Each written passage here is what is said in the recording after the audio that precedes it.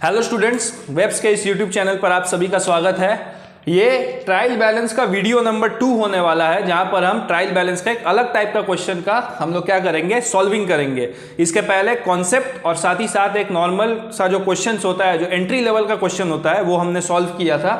और ये सेकेंड वाले वीडियो में हम लोग देखेंगे कि अगर इस टाइप का आपके पास क्वेश्चन आता है, क्वेश्चन को आप एक बार क्या करिए, ध्यान से देख लीजिए। ठीक, prepare trial balance from the following information. Previous वाले वीडियो में डायरेक्ट अकाउंट्स दिया हुआ था, यहां पर आप देख सकते हैं प्रीपेड एक्सपेंस है, आउटस्टैंडिंग रेंट है, बैड डेट्स रिकवर्ड है, ठीक है, ड्यू टू मोहन है। अगर ऐसा लिखा रहेगा ड्यू टू मोहन, या फिर discount allowed, due from Mohan, ठीक है, सॉरी ड्यू फ्रॉम विनोद, तो इस केस में हम लोग क्या करेंगे, कैसे करके इसको सॉल्व करेंगे। ठीक है, घबराने का नहीं है, एक एक करके हम लोग देखते जाएंगे कि करना वही आप लोगों को याद है ना कि क्या करना है। डेबिट और क्रेडिट को हम लोग को क्या करना है, सबसे पहले आइडेंटिफाई करना है। डेबिट को और क्रेडिट को हम लोग को क्या करना है, सबसे पहले आइडेंटिफाई करना है। अगर एक्सपेंस या लॉस है या किसी चीज या कोई अकाउंट मेरे एसेट के अंदर फॉल हो रहा है तो वो डेबिट होगा। अगर मान के चलिए कोई इनकम है या गेन है, या अगर कोई मेरे कैपिटल या कोई अकाउंट मेरे लायबिलिटी के अंदर फॉल हो रहा है तो वो सिंपली क्या हो जाएगा, क्रेडिट में आ जाएगा। ठीक है, हमको क्या करना है, सिंपली इन्हीं चीज़ों को ध्यान रखते हुए ये सब जो अकाउंट है इन सब को हम लोग क्या करेंगे, एक बार एनालाइज करेंगे और देखेंगे क्या ये मेरा इनकम है या गेन है, या एक्सपेंस है या लॉस है, या मेरा एसेट है, या मेरे कैपिटल का पार्ट है, या मेरे लायबिलिटी है। ठीक, इसी करके हम लोग को बाइफरकेट करना है। और बाइफरकेट करने के बाद सिंपली हम लोग को क्या करना पड़ेगा, फॉर्मेट बनाना पड़ेगा ट्रायल बैलेंस का। ट्रायल बैलेंस का फॉर्मेट बनाना पड़ेगा। फॉर्मेट कैसा था, नेम ऑफ अकाउंट, सीधा सा आ गया यहाँ पर LF, और क्या हो गया, डेबिट का अमाउंट, और यहाँ पर क्या हो जाएगा, क्रेडिट का अमाउंट। ठीक, होपफुली फॉर्मेट आप सभी को याद होगा।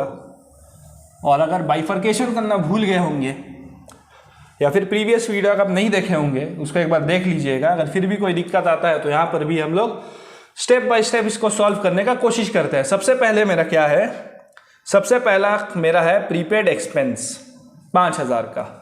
प्रीपेड एक्सपेंस क्या होता है, काम अभी तक हुआ नहीं है फिर भी हम पेमेंट पहले ही कर दिए हैं। ठीक, मान के चलिए कि मेरे कोई मशीनरी है वो ख़राब हो गया, मैंने मशीनरी बनाने वाले के साथ कांटेक्ट किया, उन्होंने बोला कि सर आपके मशीन में ये दिक्कत है, 5000 रुपया लगेगा।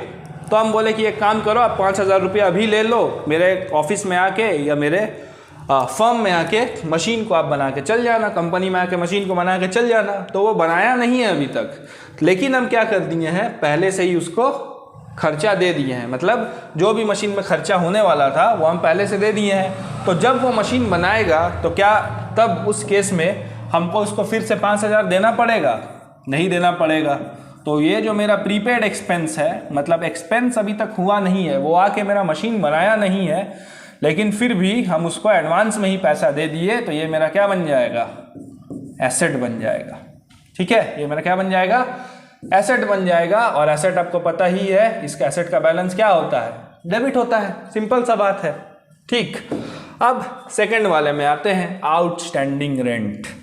आउटस्टैंडिंग रेंट का मतलब क्या है, मई महीना खत्म हो चुका है या कोई भी महीना खत्म हो चुका है, नेक्स्ट मंथ पे हम लोग आ गए हैं और हम लोग क्या किए हैं, प्रीवियस मंथ जो हम लोग प्रीमाइसेस यूज किए थे बिजनेस करने के लिए, उसका रेंट ही नहीं भरे हैं। ठीक, तो रेंट जनरली क्या होता है, मेरा एक्सपेंस होता है, लेकिन हम नहीं भरे हैं पिछले मंथ के रेंट को या फिर 1-2 मंथ के रेंट को, जिसका वैल्यू 2000 आ रहा है।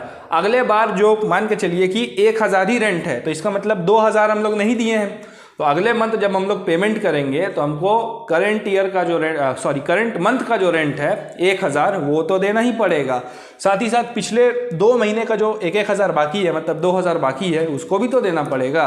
तो ये मेरे लिए क्या बन गया, फ्यूचर में देना पड़ेगा हमको पैसा, तो ये मेरे लिए लायबिलिटी बन गया। सेकंड क्या है, आउटस्टैंडिंग रेंट।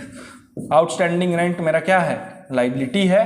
और लायबिलिटी क्या होता है, क्रेडिट होता है, सिंपल सा बात है। लाइबिलिटी और कैपिटल का बैलेंस तो क्रेडिट ही होता है। उसके बाद है मेरा बैड डेट्स रिकवर्ड।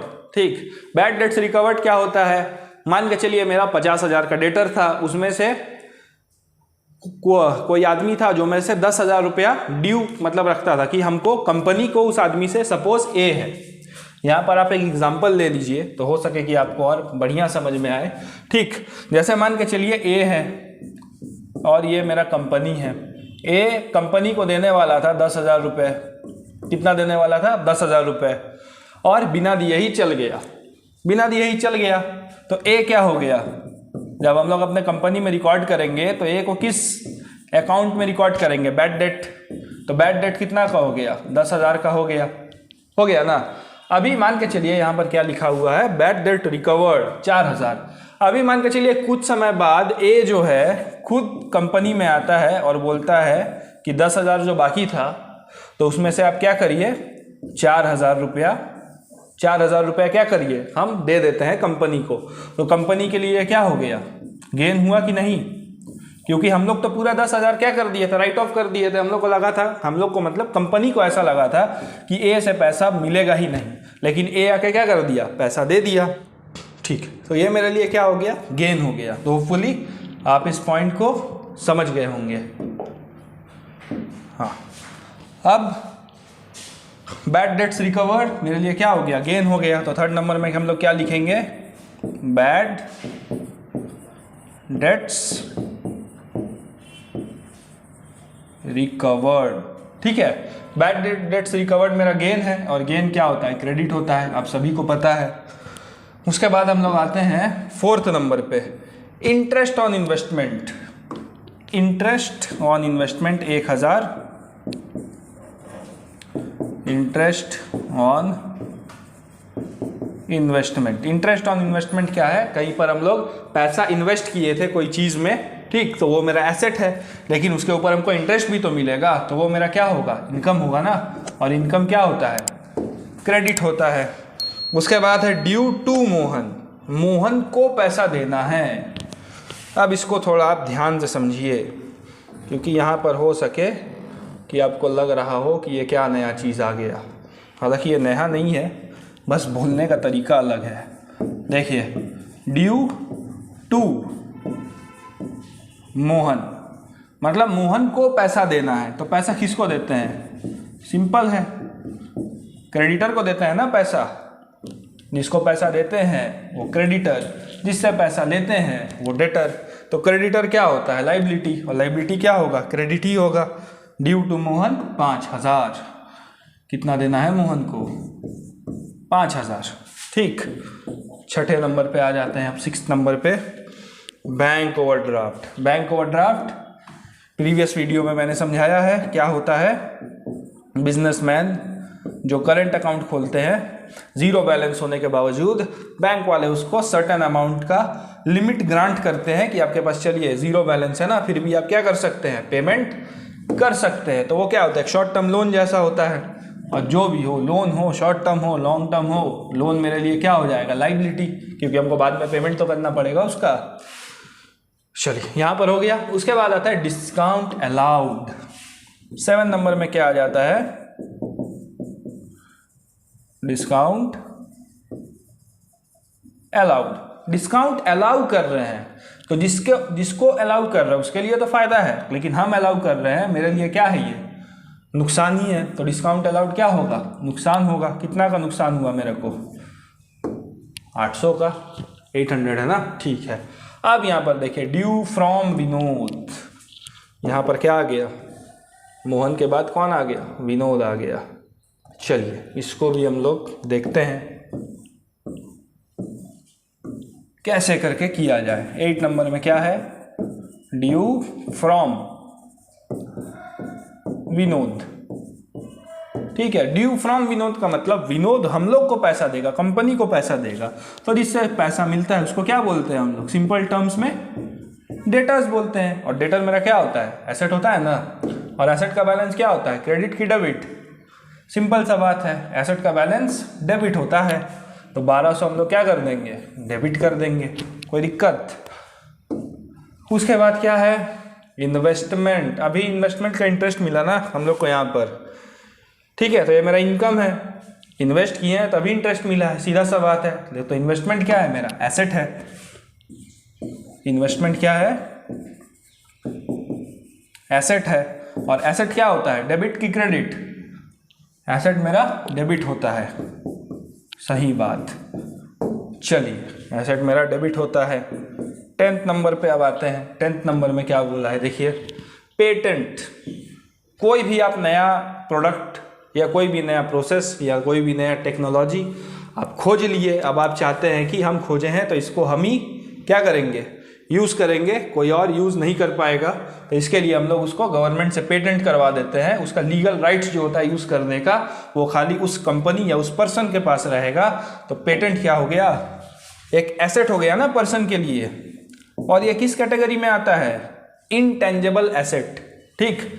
और ऐसा बात नहीं है कि अगर वो पेटेंट कर लिया तो उसको कोई यूज़ नहीं कर पाएगा। हाँ, उसको उसके ओनर से, जिन्होंने पेटेंट करवाया है, उनसे एग्रीमेंट करके उनको क्या देना पड़ेगा, रॉयल्टी देना पड़ेगा। तो अगर आप भी फ्यूचर में चल के कुछ चीज़ खोज लेते हैं, एक यूनिक चीज़ जो आपको लग रहा है कि सब बाद में वो काम आने वाला है बहुत, तो उसको जल्दी जाके पेटेंट करवा लीजिएगा। और मान के चलिए कोई भी जैसा बड़ा बड़ा टाटा स्टील या फिर कोई भी कंपनी है, अगर वो उसको यूज़ करना चाहे तो आपसे उसको परमिशन लेना पड़ेगा और आपको हेवी अमाउंट का क्या मिलेगा, रॉयल्टी मिलेगा उस चीज़ पे। होपफुली आप लोग कुछ नया नहीं तो कुछ यूनिक चीज़ तो खोज ही लेंगे। उसके बाद आता है मशीनरी। मशीनरी मेरा सिंपल क्या है, मशीनरी मेरा सिंपल मशीनरी फिक्स्ड एसेट है। और एसेट का बैलेंस क्या होता है, डेबिट ही होता है। जैसे हम लोग जानते हैं 6000 क्या हो गया, डेबिट हो गया, ठीक है। और लास्ट में मेरा आता है सिंपल सा कैपिटल। और हम लोग को पता है कि चाहे लायबिलिटी हो चाहे कैपिटल हो, वो क्या होता है, क्रेडिट होता है ना। तो वो मेरा सिंपली क्या हो जाएगा, क्रेडिट हो जाएगा 18,000, ठीक है। 18,000 क्या हो जाएगा, क्रेडिट हो जाएगा। और सिंपली हम लोग क्या कर लेंगे, इसका नीचे में टोटल कर लेंगे कि डेबिट का और क्रेडिट का टोटल जो है सेम आ रहा है कि नहीं। चलिए इसका टोटल करते हैं। तो इसका टोटल अगर करेंगे कितना आ जाएगा, यहाँ पर मेरा आ जाएगा 32,000। यहाँ पर मेरा कितना आ गया, दोनों ही जगह 32,000 आ गया, ठीक। तो कभी इसके प्रीवियस वाले वीडियो में हम लोग देखा कि डायरेक्ट अकाउंट्स दिया हुआ था, तो उससे हम लोगों ने बाइफरकेट करके डाल दिया। यहाँ पर खाली जो अकाउंट्स यहाँ पर भी दिया हुआ है, लेकिन कुछ कुछ चीज़ें हैं जहाँ पर आपको समझने में हो सके कि थोड़ा दिक्कत आ सकता था, इसीलिए मैंने ये वीडियो भी कवर किया है। जैसे ये वाला पॉइंट खास करके, जैसे ये हो गया ड्यू टू मोहन या ड्यू फ्रॉम मोहन, या फिर अगर ऐसे, हाँ ऐसे पॉइंट्स अगर आ जाए कि प्रीपेड एक्सपेंस है या आउटस्टैंडिंग रेंट है, बैड डेट्स रिकवर्ड है, ठीक है। तो इसमें करना कुछ नहीं है, जैसे कि मैंने पहले भी बताया, जैसे कि इसको बनाने का ना एक ही उपाय है जिससे आप इसको बहुत बेहतरीन तरीके से बना सकते हो। ये फिर से मैं बोल रहा हूँ, डेबिट और क्रेडिट। डेबिट में क्या आता है, लॉस या फिर एक्सपेंस, या फिर आ जाता है मेरा एसेट। और इसमें क्या आ जाता है, मेरा इनकम, गेन, या फिर मेरा कैपिटल और लायबिलिटी, ठीक है। तो आपको करना कुछ नहीं है, बस इन जो यहाँ दो चीज़, यहाँ एक चीज़, यहाँ दो चीज़, यहाँ दो चीज़, 2 2 4 4 2 6 7, आपको टोटल आपके दिमाग में 7 आइटम्स रखना है कि कोई भी अकाउंट है। जैसे मान के चलिए बैंक ओवरड्राफ्ट है, तो अगर क्वेश्चन में दिया हुआ बैंक ओवरड्राफ्ट है, डेबिट में जाएगा कि क्रेडिट में जाएगा, सिंपली अपने दिमाग से पूछना है क्या वो मेरा लॉस है या एक्सपेंस है या एसेट है या इनकम है या गेन है या मेरा कैपिटल है या मेरा लायबिलिटी है। तो इस केस में क्या हो जाएगा, ये लायबिलिटी, और लायबिलिटी किसके हेड के अंदर आता है, क्रेडिट के हेड के अंदर। तो सिंपली उसको क्रेडिट साइड में आपको क्या कर देना है, डाल देना है। तो स्टूडेंट्स, होपफुली आपको ये वीडियो जो है इन्फॉर्मेटिव लगा होगा, अच्छा लगा होगा। अगर अच्छा लगे तो ज़्यादा से ज़्यादा लोगों के साथ इसको शेयर करिए। आपके लिए ऐसी और वीडियो हम लाते रहेंगे। तो धन्यवाद, और साथ में मिलकर हम लोग क्या करते हैं, ग्रो करते हैं।